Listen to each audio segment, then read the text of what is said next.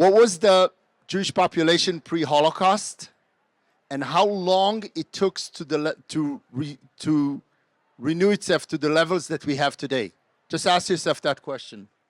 The other question that you want to ask yourself, what was the Jewish population in Europe 1,000 years ago versus what it is today?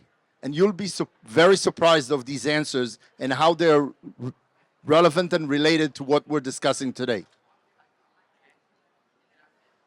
Since humans have created kingdoms and states and empires, they were very aware that they need to have outposts and frontiers and other legs to stand on.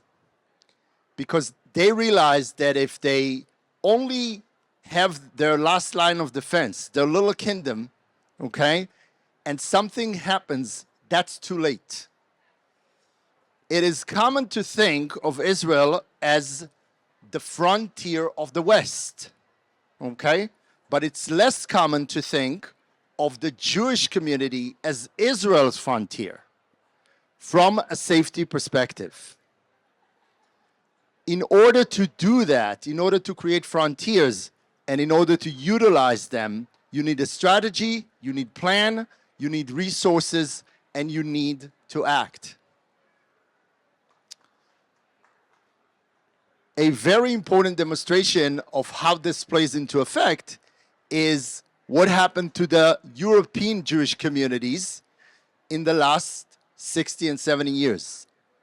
After the Holocaust, in 1960, there were 3.2 million Jews in Europe. Today, there are about 1.3 million Jews in Europe, which are the same levels as 1,000 years ago. And when you think about that, that's mind-boggling, okay? And there is a reason for that.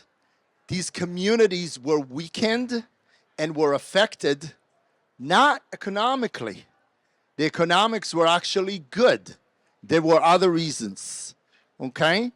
Because of the population shifts and changes in Europe in the last 60 and 70 years, those communities were materially affected and they went elsewhere, okay? This declined the ability to affect economically, geopolitically, and politically in those communities and in Israel itself, and over Israel itself. You can even see population trends in Israel, in Europe these days, where Jews from Britain and France are leaving and they're going elsewhere in Europe. There are 2 to 3 countries where they go to. And when you find out which countries those are, you'll be very surprised, because that's not where you will go to if you're looking for economics. In the US, we have about 7.5 million Jews, okay? They're in about 19 states, mainly on the West and East Coast, with a few states in between. The amount of synagogues in the last 100 years was doubled.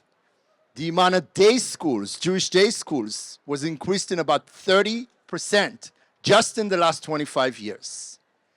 And it is common to think of the reason for that as the economic abilities and the social rights and the human rights abilities. The safety and security effect is very much overlooked. And you can see these shifts even within the US. We just got two good demonstration by the last 2 speakers of the tremendous effect of the Israel outpost in the US and the frontier, of the financial and other effects that it creates by what Dr. Waxman was just talking about. Okay, in the last year, billions of dollars were sent to Israel from Jewish communities in the US, and the amount of US aid was almost quadrupled. That would not have happened have the Jewish communities here were secure, safe and secure as they are.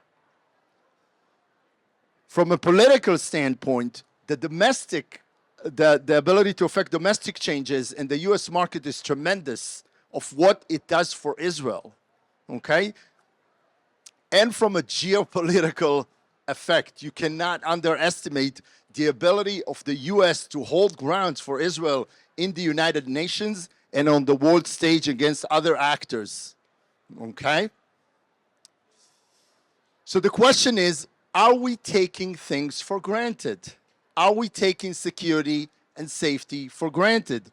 You can see the demonstration outside. You can see what they're trying to do with respect to this conference. You can see how other conferences in around the world, how pleasant it would be or not to be in a conference outside the US.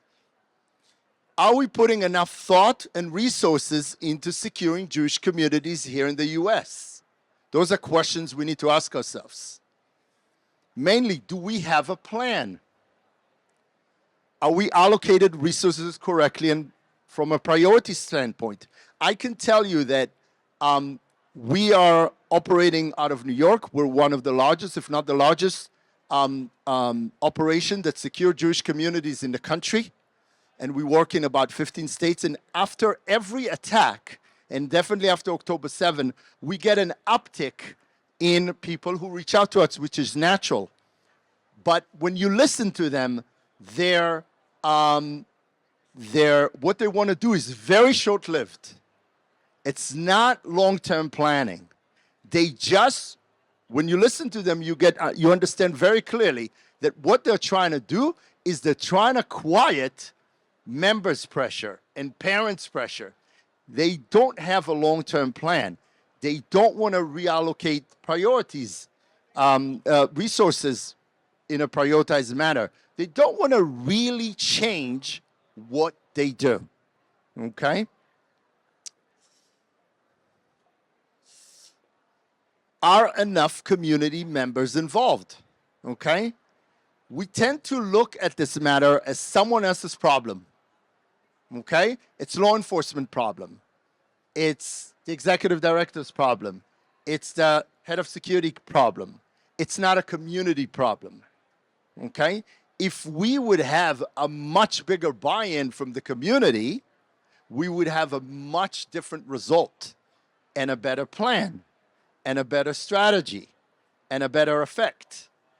And this needs to go into the education, because I look at what our children are being prepared for, and they're being prepared for half of the story and not the other side of the story.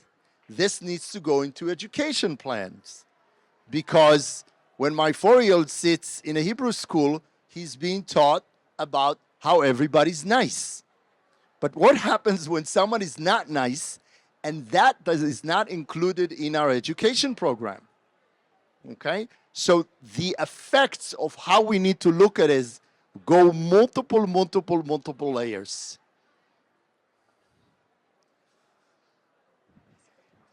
And this goes down to practice. Are we protecting our events properly? Okay? Are we protecting our synagogues, our JCCs, our Hebrew schools, our day school properly? I can tell you that we manage millions of dollars of grant money. There are still, to this date, many operations in the United States who are even unaware that there are grants. And there are many who are aware, but think that it's not important enough to apply for these grants and use them.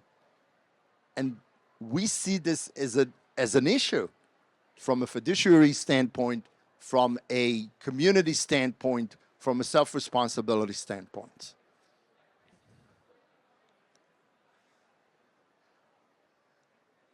I'll be happy to take questions. We have a booth right there where the TV is in the corner, and happy to continue this discussion later on.